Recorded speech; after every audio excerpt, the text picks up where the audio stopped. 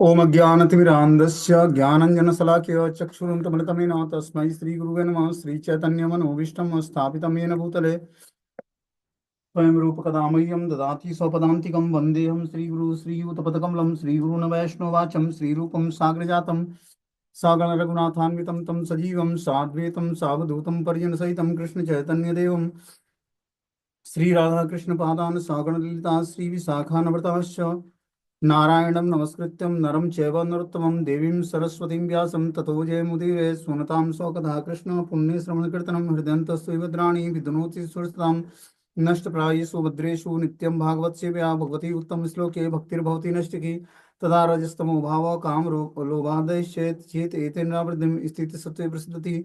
एवं प्रसन्न मनसो भगवद्भक्ति योगता भगवत तत्व विज्ञान मुक्त संगस्य जायते विद्यन्ते हृदय ग्रंथि छिद्यन्ते सर्वसंशयं क्षीयन्ते चास्य कर्माणि दृष्ट्वा एवात्मनीश्वरे मुखं करोति वाचालं पंगुं लंघयते गिरिं यत्कृपातमं वन्दे परमानन्दमाधवं प्रह्लाद नारद पराशर पुण्डरीकं व्यासम् अम्बरीश सुखसौनकृष्णदालभ्यां रुक्मांग अर्जुन वसिष्ठं विभीषणादीनं पुण्यानि नामानि परं भागवत स्मरामि। हे कृष्ण करुणा सिंधु दीनबंधु जगत्पतये गोपेश गोपिकाकांत राधाकांत नमस्तुते तप्त कांचन गौरांगे श्रीराधे वृंदावनेश्वरी वृषभानुसुते देवी प्रणमामि हरिप्रिय। वाञ्छाकल्पतरुभ्यश्च कृपा सिन्धुभ्यो च पतितानां पावनेभ्यो वैष्णवेभ्यो नमो नमः। जय श्री कृष्ण चैतन्य प्रभु नित्यानंद श्री अद्वैत गदाधर श्रीवासादि श्री गौर भक्तवृंद। हरे कृष्ण कृष्ण कृष्ण हरे हरे हरे राम राम राम हरे हरे। तो इसमें आज हम लोग को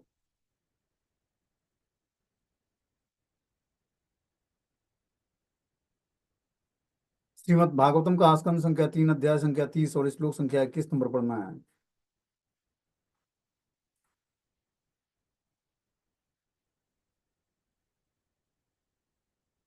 बोलते हैं तयो निभिन्नम हृदय अस्ति निजातम विपथु पथि स्वभ्री बक्ष्यमाणम आर्तो अज्ञम स्व मनु स्मरन।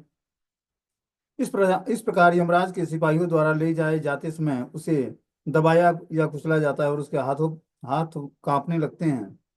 रास्ते में जाते समय अनेक कुत्ते काटते हैं और उसे अपने जीवन के पाप कर्म याद आते हैं। इस प्रकार वो अत्यंत दुखी रहता है। ये श्लोक हम लोगों ने पढ़ लिया था। अब आगे जो है 22वां नंबर श्लोक है।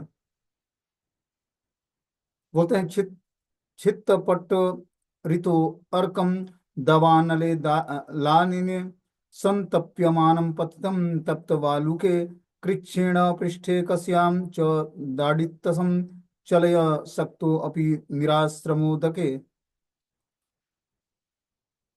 अपराधी को चिलचिलाती धूप में गर्म बालू के रास्ते से होकर जाना पड़ता है जिसकी दोनों ओर दावाग्नि जलती रहती है। चलने में असमर्थता के कारण सिपाही उसकी पीठ पर कोड़े लगाते हैं और वह भूख और प्यास से व्याकुल हो जाता है, किंतु दुर्भाग्यवश रास्ते भर न तो पीने के लिए जल रहता है न विश्राम करने के लिए कोई आश्रय। इस तरह से जिसको यमपुरी ले जाया जाता है तो अपराधी को क्या किया जाता है, चिलचिलाती धूप में गर्म बालू के रास्ते से होकर जाना पड़ता है। ऊपर से धूप तप तप रहा होता है और नीचे गर्म बालू होता है। उस रास्ते से उसको ले जाया जाता है जिसके दोनों ओर दावाग्नि जल रही होती है। चलने में असमर्थता के कारण सिपाही उसकी पीठ पर कोड़े लगाते हैं। बालू तप्त होता है और ऊपर से सूर्य चमक रहा होता है। ऐसे में उसको चलना पड़ता है। दोनों तरफ दावाग्नि जल रही होती है, ऊपर से सूर्य तपा रहा होता है और नीचे से बालू तपा रहा होता है। इस तरह वो चलने में असमर्थता के कारण सिपाही उसकी पीठ पर कोड़े लगाते हैं और वो भूख और प्यास से व्याकुल हो जाता है, किंतु दुर्भाग्यवश रास्ते भर न तो पीने के लिए जल रहता है न विश्राम करने के लिए कोई आश्रय मिलता है। इस तरह उसको यम दूत जो है यमराज के माले जाते हैं। बोलते हैं तत्र तत्र पतम शांतो मूर्छितम पुनरुत्थितम पथा पापी यसा नितरस्ताम यम साधयम। यमराज के धाम के मार्ग पर वो थकने से गिर पड़ता जाता है और कभी कभी अचेत हो जाता है, किंतु उसे पुनः उठने के लिए बाध्य किया जाता है। इस प्रकार उसे तेजी से यमराज के समक्ष लाया जाता है। देखो ये है, पहले पाप कर्म करने के लिए कितना कष्ट करना पड़ता है। मान लो एक ड्रिंकर है, शराबी है, कितना मेहनत करके धन कमाता है, ठीक है ना। और फिर धन कमाकर उस पैसे से शराब पीता है, गंदे नाली में गिर जाता है, ठीक है। फिर वहां से निकलता है, फिर शराब पीता है, फिर गिरता है। तो भोग करने के लिए व्यक्ति को कितना कितना कष्ट उठाना पड़ता है। और फिर जो है जीवन के अंत में उसको नारकीय लोकों का दर्शन करने को मिलता है। दूसरी तरफ भगवत नाम है, घर में बैठकर भगवान के पवित्र नाम का जप करना है, तो ये कितना आसान है। और धीरे धीरे अगर जो हम सही तरीके से जाप करेंगे तो यही मंत्र जो है हमें भगवान का प्रेम दिलाएगा, भगवान की सेवा दिलाएगा और भगवान का धाम दिलाएगा। और दूसरी तरफ है इंद्रिय तृप्ति की वासनाएं। कितना व्यक्ति स्ट्रगल करके धन कमाता है, उस धन से जो है मादक द्रव्य का सेवन करता है, फिर जो है नारकीय स्थिति बना लेता है अपनी। ये जीवन भी नरक और अगला जीवन भी नरक, कई जीवन नरक हो जाता है उसका। और इसका प्रैक्टिकल एग्जाम्पल हम लोग संसार में बहुत सारे लोगों को देखते होंगे। 99.9% व्यक्ति इसी कार्य में लगा हुआ है, गलत कार्यों में। मांसाहार करना, मादक द्रव्य का सेवन करना, अवैध संबंध रखना, जुआ सट्टा लॉटरी में फंसा हुआ है कि कैसे धन बढ़ जाए, कैसे भोग की सुविधाएं बढ़ जाए, इसी में पूरा संसार लगा है। बोलते हैं योजना नाम सहस्त्राणी नवति नव चाद्वनम त्रिभि मुहूर्त दाभ्याम वा नीतम प्राप्नोति यातनम। इस तरह से 99,000 योजन की दूरी से 2 या 3 पलों में पार करनी होती है, और फिर तुरंत उसे घोर यातना दी जाती है जिससे सहना पड़ता है। 99,000 योजन की दूरी है यमपुरी धरती से, जिसको 2 या 3 पलों में पार करनी होती है। 2 या 3 पल में उसको व्यक्ति पार कर जाता है 99,000 योजन की दूरी। अब सोचो कि 400 योजन पार किया हनुमान जी तो इधर से लंका पार करेगा, मतलब समुद्र लांग कर लंका लंका में चल गए, और ये 99,000 योजन जाना पड़ता है, तब वो यमपुरी पहुंचता है इस धरती से। 2 या 3 पलों में पार कर जाता है इसको, फिर तुरंत उसे घोर यातना दी जाती है जिसे सहना पड़ता है। 1 योजन 8 मील के बराबर है, अतः उसे लंबा रास्ता तय करना पड़ता है। 1 योजन 8 मील होता है और 1 मील में 40 किलोमीटर होता है। अब समझो कितना लंबा है, जो लगभग 7,92,000 मील है। 99,000 यूएन को मल्टीप्लाई किया जाए तो 7,92,000 मील है, और 7,92,000 मल्टीप्लाई बाई 40, तो जो आएगा उतना दूरी तय करना होता है उसको। इतनी लंबी दूरी 2-3 क्षणों में पार कर लेता है। सिपाही सूक्ष्म शरीर को ढक लेते हैं जिससे जीव इतनी लंबी दूरी को शीघ्र ही तय कर लेता है और साथ ही यातना सहता चला जाता है। यह आवरण यद्यप भौतिक है, किंतु ऐसे सूक्ष्म तत्वों का होता है कि भौतिकतावादी विज्ञानी पता नहीं लगा पाते कि आवरण किस वस्तु के बने हैं। 7,92,000 मील की यात्रा कुछ ही पलों में पूरी कर लेता है और आधुनिक अंतरिक्ष यात्रियों को भी असमंजस में डालने वाला होता है। अभी तक वे 18,000 मील प्रति घंटे की चाल से यात्रा कर चुके हैं, किंतु यहाँ हम देखते हैं कि अपराधी कुछ ही सेकंड में 7,92,000 मील की यात्रा करता है, और यह कोई भी आध्यात्मिक विधि नहीं है, भौतिक होती है। इस तरह से व्यक्ति जो है यमपुरी 7,92,000 मील की दूरी 2 या 3 पलों में पूरी करके और यमपुरी में चला जाता है। एक पल 24 मिनट के या ऐसा ही कुछ होता है, इसका कैलकुलेशन मुझे कंफर्म नहीं है। लगभग 48 मिनट का टाइम लगता है उसको जाने में। 7,92,000 मील 48 मिनट में पहुंचकर सजा सुनकर और इस पृथ्वी मृत लोक में आ जाता है वो जीवात्मा। बोलते हैं आदिपम स्वगात्राणम वेष्टम युक्त्य ओ मुकुलादि भी आत्मा मासदम वापिम स्वकृतम परतो अपि वहां उसे जलती लकड़ियों के बीच में रख दिया जाता है और उसे अंगों में आग लगा दी जाती है। कभी कभी उसे अपना मांस स्वयं खाने के लिए बाध्य किया जाता है अथवा अन्यों द्वारा खाने दिया जाता है। देखो कितना दर्दनाक स्थिति है, और जब व्यक्ति भक्ति नहीं करेगा तो यमपुरी में जाकर उसकी स्थिति यही होनी है। यही यमराज के लोक का वर्णन कर रहे हैं कपिल देव भगवान, कि यमपुरी में जाकर क्या क्या यातनाएं सहनी पड़ती हैं जीवात्मा को।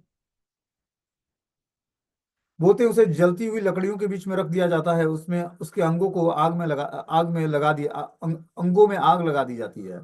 कभी कभी उसे अपना ही मांस खाने को दिया बाध्य किया जाता है और अन्यों द्वारा खाने दिया जाता है।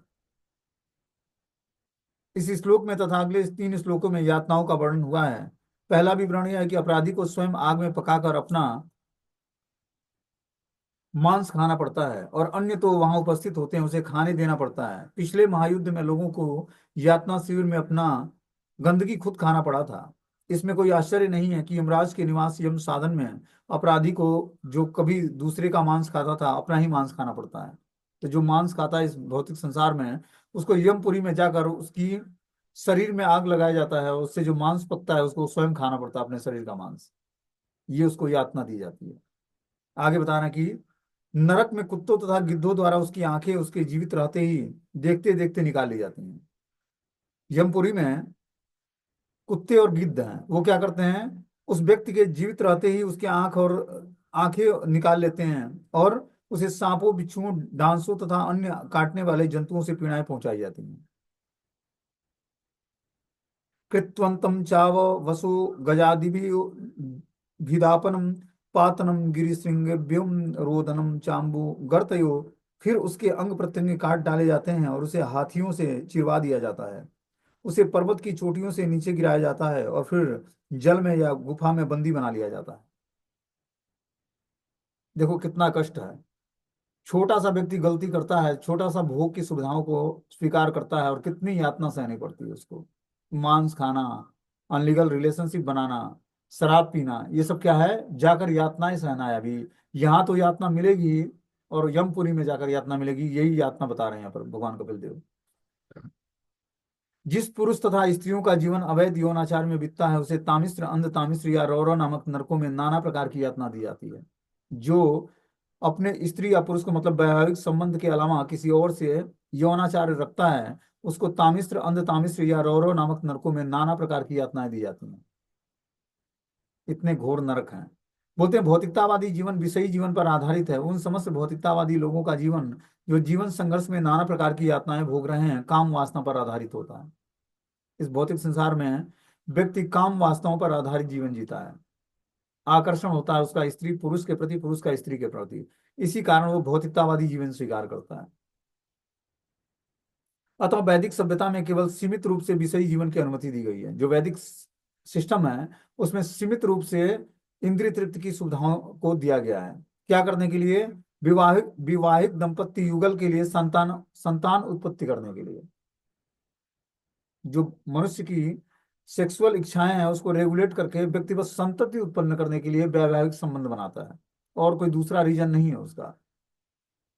किंतु जब अवैध इंद्रिय तृप्ति के लिए विषयी जीवन का उपयोग किया जाता है तो स्त्री तथा पुरुष दोनों को इसी संसार में मरने के बाद कठोर यातनाएं सहनी पड़ती हैं। ये भगवान इसलिए बता रहे हैं कि ये सब चीजें हमारे आध्यात्मिक जीवन के लिए बहुत ही आवश्यक है। जब तक हम इसको सीखेंगे नहीं, तब तक हम आध्यात्मिक रास्ते पर आगे नहीं बढ़ पाएंगे, और इसी चीजों में हम फंसे रहेंगे। बोलते हैं इस लोक में उसे सिफिलिस या गोनोरिया जैसे रोगों द्वारा दंडित किया जाता है, और अगले जीवन में उसे नारकीय यातनाएं भोगनी पड़ती हैं। भगवत गीता के प्रथम अध्याय में अवैध विषयी जीवन की अत्यंत भर्त्सना की गई है। यह कहा गया कि जो इस प्रकार संतान उत्पन्न करता है वह नरक को जाता है। यहाँ पर भागवतम में इसकी पुष्टि हुई है कि ऐसे अपराधों को तामिश्र, अंध तामिश्र और नौरव नरकों में जीवन बिताना पड़ता है। तो यहाँ पर भगवान कपिल देव अपनी माता देवहूति को बताते हैं कि जो व्यक्ति अवैध यौन संबंध बनाता है तो उसको अलग अलग यातनाएं झेलनी पड़ती हैं। और बस ये जो वैवाहिक संबंध है वो क्या है, संतति उत्पन्न करने के लिए, कि जो व्यक्ति कुल परंपरा को आगे बढ़ा सके। ये वैदिक सिस्टम है भागवतम के अनुसार।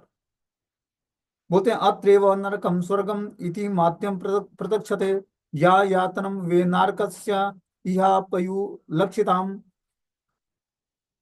कपिल देव मुनि ने आगे कहा कि हे माता देवहूति, कभी कभी यह कहा जाता है कि इसी लोक में हम नरक तथा स्वर्ग का अनुभव करते हैं, क्योंकि कभी कभी इस लोक में नारकी यातनाएं दिखाई पड़ती हैं। देखो इस लोक में भी व्यक्ति जब गलत कार्य करता है तो कुछ तो उसको समस्याएं इसी जीवन में भोगनी पड़ती हैं, और उसका जीवन नरक तुल्य बन जाता है। ये भगवान इसलिए बता रहे हैं कपिल देव भगवान माता देवहूति को, कि व्यक्ति इन कर्मों को देखकर और समझ जाए कि कौन से कार्य गलत हैं और कौन से अच्छे कर्म हैं, और गलत कार्यों को छोड़कर भगवान की भक्ति में जुड़े वो व्यक्ति। क्योंकि जब तक भगवान की भक्ति नहीं करेगा तब तक उसके अंदर ये आध्यात्मिक शक्ति नहीं आएगी जिससे वो गलत कार्यों को रोक सके। तो गलत कार्यों को रोकने के लिए हमें क्या करना पड़ेगा, भगवान की भक्ति करनी पड़ेगी, तभी आपके अंदर आध्यात्मिक शक्ति आएगी। जब तक व्यक्ति के पास आध्यात्म की शक्ति नहीं होगी तब तक वो गलत कार्यों को रोक नहीं सकता है। क्योंकि इंद्रियां जो है अनेकों जन्मों से इसी गलत कार्यों को करते आई हैं। जो हमारे सेंसेस हैं वो क्या करते हैं, मन बुद्धि के साथ मिलकर और गलत कार्य करने के लिए मतलब बार बार उसमें लगाने का प्रयास करता है मन और बुद्धि, और इंद्रियां गलत कार्य कर जाती हैं। तो हमें क्या करना पड़ेगा, भगवान की भक्ति करके मन और बुद्धि को कंट्रोल करना पड़ेगा। जब हम अपने सेंसेस को भगवान की दिव्य सेवा में लगाएंगे, हमने क्या बताया, हमारे 5 सेंसेस जो हैं, जो ज्ञान, उससे हम ज्ञान प्राप्त करते हैं। 5 सेंस क्या हैं? नाक, कान, आंख, मुंह और त्वचा। ये 5 सेंस के द्वारा जो है हमें ज्ञान प्राप्त होता है। नेत्र से हम भगवान किसी के स्वरूप को देखते हैं। तो मान लो कि एक स्त्री एक पुरुष के स्वरूप को देखती है, या पुरुष स्त्री के स्वरूप को देखता है नेत्र से, तो उसके अंदर आकर्षण उत्पन्न होता है। लेकिन वही आकर्षण अगर जो भगवान के प्रति हम जागृत कर लें, तो ये आपस में जो भौतिक आकर्षण है, ये समाप्त हो जाएगा और हमारे नेत्र की दृष्टि पवित्र हो जाएगी। जब दृष्टि पवित्र होगी तो उस पूरी सृष्टि पवित्र दिखेगी हमें। जब वही नेत्र हमारा पॉल्यूटेड था तो हमें स्त्री पुरुष में सुंदरता या आकर्षण दिखता था। लेकिन जब वही नेत्र पवित्र हो जाएगा तो उससे हमें लगेगा कि इस स्त्री या पुरुष को हमें भगवान से जोड़ना है। उसकी दृष्टि क्या हुई? बदल गई, आध्यात्मिक दृष्टि हो गई उसकी। अब हर व्यक्ति के अंदर परमात्मा का दर्शन होगा और किसी के प्रति अपराध नहीं बनेगा उसका। तब वो जाकर भगवान को प्रसन्न कर पाएगा। नेत्र के अलावा दूसरे सेंस से हमारे जिह्वा, जिह्वा से हम भगवत प्रसाद खाते हैं और भगवान का नाम जप करते हैं। जो भगवत प्रसाद और नाम जप नहीं करता जीवा से, वो क्या करता है? प्रजल्प करता है, दूसरों की निंदा चुगली करता है, और उससे और एक कर्म बंधन जनरेट होता है। उस कर्म बंधन को भोगने के लिए फिर से एक नया शरीर धारण करना पड़ता है। तीसरी ज्ञान इंद्रियां हैं हमारी कान। कान से हम भौतिक साउंड वाइब्रेशन सुनते हैं या फिर आध्यात्मिक साउंड वाइब्रेशन सुनते हैं। तो कान से हम, जब हम आध्यात्मिक साउंड वाइब्रेशन मतलब भागवतम, भगवत गीता, रामायण आदि की कथाओं का श्रवण करते हैं, तो हमारे कान के जो वाइब्रेशंस हैं भौतिक, वो समाप्त हो जाते हैं और उसमें आध्यात्मिक वाइब्रेशंस उत्पन्न होते हैं और हमारी कान की ध्वनि पवित्र हो जाती है। चौथा सेंस है हमारे घ्राण इंद्रियां। घ्राण इंद्रियां मतलब सूंघने की जो हमारी प्रवृत्ति है, ठीक है ना। इससे भी हमें ज्ञान प्राप्त होता है। जब हम सूंघते हैं तो वस्तु को जान पाते हैं कि स्वाद कैसा है, या फिर ये बासी है या फ्रेश है, कैसा है, मतलब ये घ्राण इंद्रियों के माध्यम से पता लगता है। या हर व्यक्ति अच्छी सुगंध को सूंघना चाहता है। तो घ्राणेंद्रियों को पवित्र करने के लिए हमें क्या करना पड़ेगा? भगवान को जो ऑफरिंग किया हुआ फूल या इत्र होता है उसको हमें सूंघना पड़ेगा। उससे हमारी घ्राणेंद्रियां पवित्र हो जाएंगी। पांचवा सेंस हमारी त्वचा। त्वचा से हर व्यक्ति सॉफ्ट चीजों को छूना चाहता है। तो छूना किसको है? भगवान के श्री विग्रहों को सेवा करते के लिए, भगवान के शुद्ध भक्तों के चरणों को। तो उससे हमारी त्वचा पवित्र हो जाएगी। जब हम इस 5 ज्ञानेंद्रियों को भगवान की दिव्य सेवा में लगा देते हैं, तो धीरे धीरे हमारे इस 5 ज्ञानेंद्रियां, जो हमारे 5 सेंसेज हैं, ये पवित्र हो जाते हैं। 5 सेंसों के पवित्र होने से क्या होता है? हमारे धीरे धीरे मन और बुद्धि पवित्र हो जाती है। मन बुद्धि के पवित्र होने से आत्मा का जो वास्तविक स्वरूप है वो हमारे सामने प्रकट होता है, कि हम जन्म जन्मांतर से भगवान के नित्य दास हैं। और हमें क्या करनी है? कृष्ण की दासता स्वीकार करनी है, कृष्ण की भक्ति स्वीकार करनी है। तब जीवात्मा जब भगवान की भक्ति से जुड़ता है, तो क्या होता है? उसका जीवन पवित्र हो जाता है और आत्मा का वास्तविक प्रकाश उसके सामने प्रकट होता है। आत्मा मन बुद्धि के कलुषित होने के कारण आत्मा का वास्तविक प्रकाश छिप जाता है, और भौतिक संसार में व्यक्ति भोग करने की टेंडेंसी लेकर, और यहाँ पर क्या करता है? भोग करता करता और बनता जाता है जन्म मृत्यु के चक्र में, और वो बढ़ता जाता है, और फिर जो है, फिर उसको माता के गर्भ में आना होता है और भगवान से विमुख हो जाता है जीवात्मा। इसलिए भगवान ने एक चांस दिया है। क्या चांस दिया है हमें? चांस दिया है कि अपने जीवन को सुधारना है। जन्म जन्मांतरों से हम लोगों ने पारिवारिक जीवन स्वीकार किया है। अनेक जन्मों से हमने बच्चे पाल लिए, माता पिता, भाई बहन, दोस्त मित्र हर जीवन में मिले हमें। मनुष्य जीवन के अलावा जो भी हमने जीवन लिया, हर जीवन में कुत्ते, बिल्ली, बंदर, जो भी सुअर, जो भी हमने शरीर धारण किया, सब में ये पूरी फैमिली मिली हमें। लेकिन मनुष्य जीवन में भगवान ने क्या दिया? इंटेलिजेंस दिया, बुद्धि प्रदान किया, कि आप बुद्धि का सही उपयोग करो। पहले अपने को जानो कि आपकी वास्तविक आईडी क्या है, और फिर मुझे जानो, मतलब भगवान को जानो। और फिर क्या जानो? भगवान से अपने रिलेशनशिप, संबंध को जानो, कि भगवान से हमारा संबंध क्या है। हर एक जीवात्मा का भगवान से एक संबंध है। उस संबंध को ही भक्ति करके जागृत करनी है। जब हम भगवान से अपने बिछड़े हुए संबंध को जागृत करके और उनको प्रसन्न कर लेंगे, तो भगवान की कृपा से धीरे धीरे हम इस समस्त कर्म बंधनों से मुक्त हो जाएंगे, जिसके कारण हमें इस संसार में कष्ट भोगना पड़ता है। ये भौतिक संसार क्या है? दुखालयम अशाश्वतम असुखम लोके। ये दुखालयम है। दुखालयम मतलब दुखों का घर है। अशाश्वतम मतलब ये टेम्पररी है, परमानेंट नहीं है। हम लोगों को लगता है कि जो है, ये हम लोग भौतिक संसार में परमानेंट बन गए हैं, लेकिन परमानेंट नहीं रहेंगे, कुछ दिनों तक रहेंगे, फिर सबका डेस्टिनेशन अलग अलग कर्मों के हिसाब से मिलना है। इसीलिए हमें क्या करना है, परिवार में रहते हुए आसक्तियों को त्याग करके और भगवान की भक्ति से जुड़ना है। सबको भगवान की सेवा में लगाना है। आसक्तियों को त्यागने का मतलब है कि अपने सारे परिवार के सदस्यों को भगवान की भक्ति में लगाना है। ये कैसे हो पाएगा? जब हम सबको एक साथ बैठकर घर में संकीर्तन करेंगे, भगवत कथा का श्रवण करेंगे, भगवान की आरती करेंगे, भगवान को भोग लगाएंगे, एक साथ धाम यात्रा करेंगे, तो घर के सारे व्यक्ति में पवित्रता आएगी धीरे धीरे। और सभी अपने जॉब, बिजनेस, पढ़ाई लिखाई जो भी करना है वो प्रॉपर तरीके से करते हैं। भगवत गीता का ज्ञान हमें एक आइडियल चरित्र बताता है, आइडियल जीवन बताता है। और श्रीमद् भागवतम हमें भगवान की शुद्ध भक्ति बताता है। तो ये जो दो ग्रंथ हैं ये भगवान कृष्ण को तत्व से जानने के लिए आवश्यक है। जब हम भगवान के जन्म कर्म चमे दिव्यम यो यो में यो वेति तत्वतः तत्वा देहम पुनर्जन्मति ने नैति मामेति सु अर्जुन। हे अर्जुन, जो मेरे जन्म और मृत्यु के दिव्य प्रकृति को जान जाता है उस भौतिक संसार में फिर से जन्म ग्रहण नहीं करता है, बल्कि वो हमारे पवित्र धाम को प्राप्त करता है। तो जो भक्त बनता है उसको भगवान का पवित्र धाम की इच्छा नहीं होती है। वो चाहता है कि भगवान मुझे नरक में रखें या स्वर्ग में रखें या अपने धाम बुला लें, जहां भी रहें, जहां भी रखें भगवान, तहां हमें प्रेममय सेवा अपनी प्रदान करें, ताकि मैं प्रेम से उनकी सेवा कर पाऊं। यही उसकी हार्दिक इच्छा होती है। तो हमें क्या करना है, भगवान से उनकी भक्ति प्राप्त करने के लिए प्रार्थना करनी। ये रास्ता ही प्रार्थना भरा है, याचना करनी है हमें। जब हम कृष्ण से प्रार्थना, ये महामंत्र जो है, हरे कृष्ण महामंत्र, ये भगवान से प्रार्थना है कि हे राधा कृष्ण, हमें अपनी दिव्य सेवा प्रदान करें। हरे कृष्ण कृष्ण कृष्ण हरे हरे, हरे राम राम राम हरे हरे। राम मतलब राधिका रमन राम। जो भगवान राधिका रमन के साथ रमण करते हैं उनका नाम है राम, सीतापति राम नहीं। हम गौड़ी वैष्णव संप्रदाय में जो राम का नाम उच्चारण करते हैं वो कौन है? राधिका रमन राम है। जो राधिका जी के साथ रमण करते हैं भगवान कृष्ण, उनको हम लोग पुकारते हैं राम के नाम से। उनसे हम क्या मांगते हैं? उनकी प्रेममय सेवा मांगते हैं इस महामंत्र की सहायता से।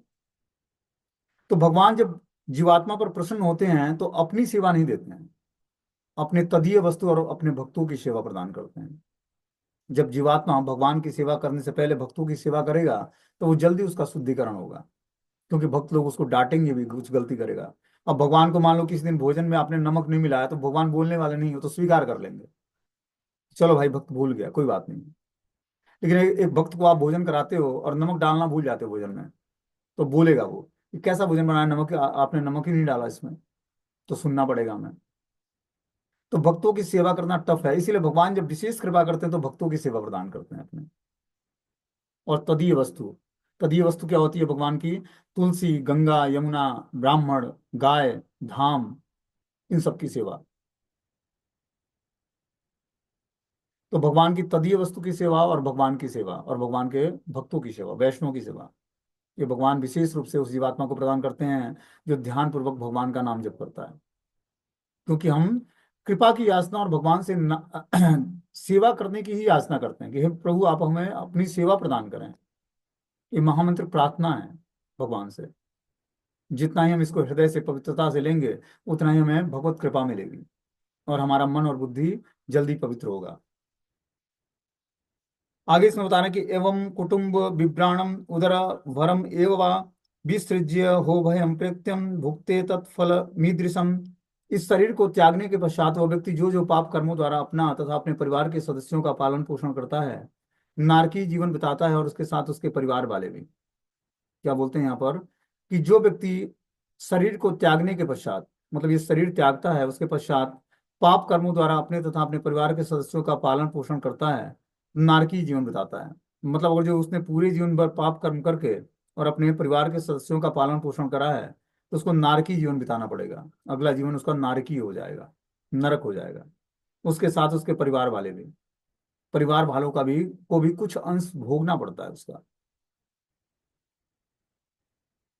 आधुनिक सभ्यता की यह भूल है कि इससे मनुष्य अगले जीवन में विश्वास नहीं करता है, किंतु वह विश्वास करे अथवा न भी करे तो भी अगला जीवन होता है। और यदि कोई वेद तथा पुराण जैसे शास्त्रों में सम्मत उत्तरदायित्व जीवन नहीं बिताता तो उसे कष्ट भोगना पड़ता है।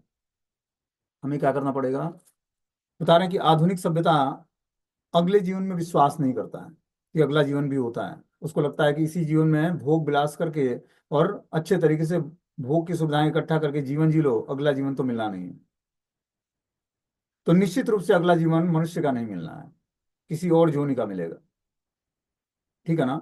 तो हमें क्या करना पड़ेगा, बता रहे हैं कि वो विश्वास करे अथवा न भी करे तो भी अगला जीवन होता है। यदि कोई वेद तथा पुराण जैसे शास्त्रों में सम्मत उत्तरदायित्व तो जीवन नहीं बिताता तो उसे कष्ट भोगना पड़ता है।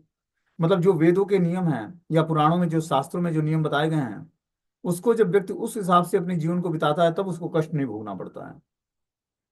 मनुष्य से निम्न योनियां अपने कर्मों के लिए उत्तरदायी नहीं है, क्योंकि उसे एक निश्चित विधि से कर्म करना होता है। किंतु मानवीय चेतना वाले विकसित जीवन में यदि कोई अपने कर्मों के लिए उत्तरदायी नहीं बनता तो निश्चित ही उसे यहाँ पर वर्णित विधि के अनुसार नारकीय जीवन बिताना पड़ता है। हमने सुना है 84 लाख योनियां होती हैं। 84 लाख योनियों में 4 लाख योनि मनुष्य की होती है। ठीक है ना? तो 4 लाख योनि जो मनुष्य की होती है उसमें व्यक्ति अपने कॉन्सियसनेस को डेवलप करके और भगवान की भक्ति करके भगवान के धाम को प्राप्त कर सकता है, अपनी चेतना को उत्कृष्ट बना सकता है। और भगवान की सेवा ना करके और माया की सेवा करके अपनी चेतना को निकृष्ट बना सकता है। ये फ्री विल भगवान ने उस हर जीवात्मा को दिया है। ठीक है ना? तो हमें क्या करना है, जब हमें भगवान ने इंटेलिजेंस प्रदान किया तो इंटेलिजेंस जब बुद्धि प्रदान किया है तो बुद्धि का सही उपयोग क्या है कि शास्त्रों को पढ़ें या सुने और उस हिसाब से जीवन को चलाने का प्रयास करें। तब आपका जीवन कुछ ही दिनों में पापपूर्ण जीवन से आप निवृत्त हो जाओगे और बहुत ही आनंदमय जीवन प्राप्त होगा। हर व्यक्ति आनंद की तलाश में इस भौतिक संसार में चाहता है कि मुझे आनंद मिले। आनंदमय जीवन क्या होता है? सुख दुख से परे जीवन, न सुख न दुख, इससे अलग ही एक आनंदमय जीवन होता है। हम लोग सुख को आनंद का साधन मान लेते हैं, सुख आनंद नहीं है। आनंद एक अलग ही तत्व है। आनंद किससे मिलता है? परम आनंद भगवान श्री कृष्ण से जुड़ने पर। जब तक व्यक्ति परम आनंद भगवान से नहीं जुड़ेगा, क्योंकि परम आनंद देने वाले परमानंद भगवान श्री कृष्ण है, उस तरह से आनंद उसको प्राप्त नहीं होगा। लेकिन वो सुख के दिनों में उसको आनंद आता है और दुख के दिनों में दुखी हो जाता है, क्योंकि शुभ और अशुभ कर्म उसे सुख और दुख प्रदान करते हैं। कृष्ण भक्ति क्या करता है? सुख और दुख के खातों को बंद कर देता है आपके। सुख भी खत्म और दुख भी खत्म, शुभ कर्म भी खत्म और अशुभ कर्म भी खत्म आपके। शुभ कर्मों को भी खत्म कर देता है, जिससे आपको अगला जीवन मनुष्य का ना मिलने का। आप क्या करो, वो आत्मा भगवान के धाम डिलीवर हो जाए, भगवान की नित्य सेवा में आध्यात्मिक शरीर प्राप्त करके अब भगवान की सेवा में एंगेज हो जाए। यही कृष्ण भक्ति का प्रॉफिट है कि आपको धीरे धीरे आध्यात्मिक शरीर मिलेगा, उस आध्यात्मिक शरीर से आप भगवान के धाम जाकर भगवान की दिव्य सेवा में वो जीवात्मा एंगेज हो जाता है। इसीलिए भगवान ने श्रीमद् भागवतम ग्रंथ का, शिला वेद व्यास ने श्रीमद् भागवतम ग्रंथ लिखा कि जीवन के अंत तक व्यक्ति को कम से कम एक बार श्रीमद् भागवतम सुनकर और उसको पालन करने लगना चाहिए। लेकिन अंत तक जब वो सुनेगा तो पालन कब करेगा? इसलिए हमें यंग अवस्था में ही श्रीमद् भागवतम की शरण ग्रहण करनी है और भगवान की शुद्ध भक्ति को जाननी है। शुद्ध भक्ति क्या होता है? अन्याभिलाषिता शून्यम ज्ञान कर्माद्यनावृतम अनुकूलेन कृष्ण अनुशीलनम भक्ति उत्तमा।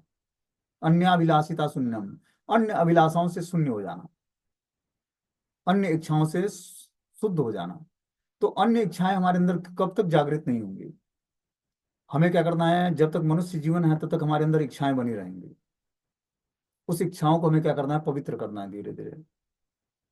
जो हमें इच्छाएं सुंदर भोजन करने की है तो उन इच्छाओं को भगवान को सुंदर भोग अर्पण करने की बन जाए और हमें प्रसाद रूप में ग्रहण करना है। जो अपने को सजाने धजाने की हमारे अंदर क्वालिटी है उसको भगवान को सजाने और उनको संवारने में लगाएं हम। तो आप कृष्ण को सजाओगे, राधा रानी को सजाओगे तो राधा कृष्ण आपको संवार देंगे, सजा देंगे। लेकिन अपने को संवारने और सजाने का प्रयास करोगे तो कुछ ही दिनों में बुढ़ापा आएगा और सारे जो है चेहरों पे झुर्रियां आ जाएंगी, बाल पक जाएगा, दांत गिर जाएगा और बुढ़ापा आ जाएगा। लेकिन आप कृष्ण को सजाओगे तो धीरे धीरे कृष्ण आपको सजा देंगे। इसलिए अपनी सारी भौतिक इच्छाओं को धीरे धीरे भगवान से जोड़ देना है, छोड़ना कुछ नहीं इस रास्ते पर, सबको जोड़ देना है। यही युक्त वैराग्य आता है, इसी को युक्त वैराग्य बोलते हैं। वैराग्य का मतलब भौतिकतावादी व्यक्ति समझता है कि वैराग्य मतलब त्यागना, लेकिन अध्यात्म में वैराग्य का मतलब है सबको भगवान से जोड़ना।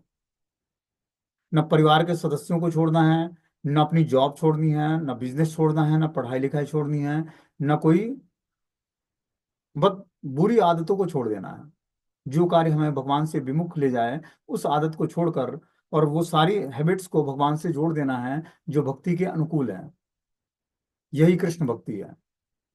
नाम जप के साथ साथ हम अपने सारे कार्यों को भगवान के भाव में करें। भगवान का भाव तभी डेवलप होगा जब हम अपने चेतना को भगवान के नाम रूप गुण लीला धाम में स्थिर करेंगे।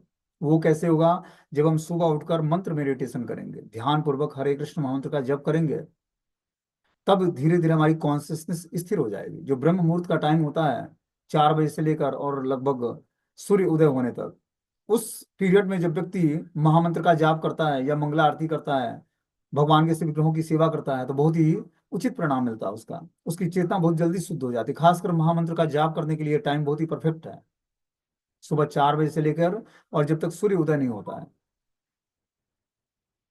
उस टाइम में हमें ब्रह्म मुहूर्त में उठकर और भगवान का नाम जप करें। धीरे धीरे आपकी चेतना बहुत जल्दी पवित्र हो जाएगी और आपको निरंतर भगवान का अखंड चिंतन होगा। श्रवणम कीर्तनम विष्णु स्मरणम, विष्णु स्मरणम की सिद्धि प्राप्त हो जाएगी आपको। Always remember Krishna, never forget, मतलब आप हमेशा कृष्ण को याद कर पाओगे, आप कृष्ण को कभी नहीं भूलोगे। ये स्थिति प्राप्त हो जाएगी और फिर आप हर कार्य करते हुए भगवान को का प्रेजेंस देख पाओगे अपने जीवन में। फिर आपसे कोई त्रुटि नहीं होगी, क्योंकि व्यक्ति ऑफिस कार्यालय में कार्य करते हुए, पारिवारिक जीवन में रहते हुए अनेक त्रुटियां करता है और फिर उसका उस कर्मों को भोगने के लिए फिर से एक शरीर धारण कर। मनुष्य जीवन में हर एक कर्मों का रिएक्शन है, लेकिन जब वही कर्म हमारे भगवान के भाव में, भगवान के चिंतन में होने लगता है, तो हमारे सारे कर्म पवित्र हो जाते हैं और भगवान को ऑफरिंग होने लगते हैं। जब भगवान को सारे कर्म हमारे ऑफरिंग होते हैं, तो उसका भगवान क्या करते हैं? हमें उचित परिणाम देते हैं। हमारे समस्त पाप कर्म नष्ट हो जाएंगे और हमें धीरे धीरे भगवत प्रेम और भगवत धाम की प्राप्ति होगी, जो श्रीमद् भागवतम का वास्तविक गुह्य ज्ञान है कि हम किस तरह नाम रूप गुण लीला धाम में रुचि जागृत करके और भगवान को प्राप्त कर लें, भगवत प्राप्ति कर लें। इसलिए वेद व्यास ने श्रीमद् भागवतम ग्रंथ का रचना किया। ये वेद व्यास के द्वारा रचित ये श्रीमद् भागवतम पुराण क्या है? अमल पुराण है। इसमें भगवान कृष्ण की शुद्ध भक्ति है, कोई भी चीजें मिश्रित नहीं है इसमें। मिश्रित भक्ति नहीं है। क्या है? प्योर डिवोशनल सर्विस, भगवान की प्रेममयी पवित्र सेवा।